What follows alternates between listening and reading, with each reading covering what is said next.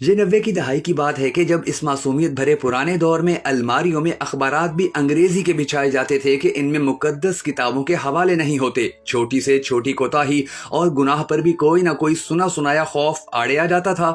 زمین پر نمک یا مرچیں گر جاتی تھیں تو ہوش و حواس اڑ جاتے تھے کہ قیامت والے دن آنکھوں سے اٹھانی پڑیں گی۔ فقیروں اور گداگروں کو پورا محلہ جانتا تھا اور گھروں میں ان کے لیے خصوصی طور پر کھلے پیسے رکھے جاتے تھے۔ محلے کا ڈاکٹر ایک ہی سورنج سے ایک دن میں 50 مریضوں کو ٹیکے لگاتا تھا، لیکن مجال ہے کسی کو کوئی انفیکشن ہو جائے، جرکان یا شدید سر درد کی صورت میں مولوی صاحب ماتھے پر ہاتھ رکھ کر دم کر دیا کرتے تھے اور بندے بھلے چنگے ہو جاتے تھے۔ گھروں میں خط آتے تھے اور جو لوگ خط پڑھنا نہیں جانتے تھے وہ ڈاکیے سے خط پڑھواتے تھے۔ ڈاکیا تو گویا گھر کا ایک فرد شمار ہوتا تھا، وہ خط لکھ بھی دیتا تھا، پڑھ بھی دیتا تھا اور لسی پانی پی کر سائیکل پر یہ جا وہ جا۔ امتحانات کا نتیجہ آنا ہوتا تو نصر من اللہ فتح و قریب پڑھ کر گھر سے نکلتے تھے اور خوشی خوشی پاس ہو کر واپس آ جاتے تھے۔ یہ وہ دور تھا جب لوگ کسی کی بات سمجھ کر اوکے نہیں ٹھیک ہے کہا کرتے تھے۔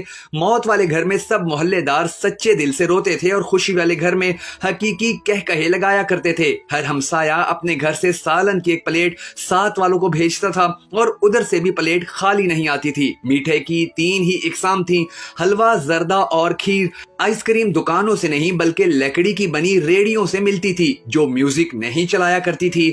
گلی گلی میں سائیکل کے مکینک موجود تھے جہاں کوئی نہ کوئی محلے دار قمیض کا کونا منہ میں دبائے پمپ سے سائیکل میں ہوا بھرتا نظر آتا تھا۔ نیاز بانٹی جاتی تو سب سے پہلا حق بچوں کا ہوتا۔ دودھ کے پیکٹ اور دکانیں تو بہت بعد میں وجود میں آئیں، پہلے تو لوگ بہانے سے ہی دودھ لے جایا کرتے تھے۔ یہ وہ زمانہ تھا کہ گفتگو ہی گفتگو تھی، باتیں ہی باتیں تھی اور وقت ہی وقت تھا۔ گلیوں میں چارپائیاں بچھی ہوتی، محلے کے بابے حقہ پی رہے ہوتے اور پرانے بزرگوں کے واقعات بیان کر رہے ہوتے۔ جن گھروں میں ٹی وی آ چکا تھا انہوں نے اپنے دروازے محلے کے بچوں کے لیے ہمیشہ کھلے رکھے۔ مٹی کے لیپ کی ہوئی چھت کے نیچے چلتا ہوا پنکھا سخت گرمی میں بھی ٹھنڈی ہوا دیتا تھا اور فریج کے بغیر بھی مٹکے اور سرائیوں کا پانی ٹھنڈا رہتا۔ لیکن پھر اچانک سب کچھ بدل گیا، ہم قدیم سے جدید ہو گئے۔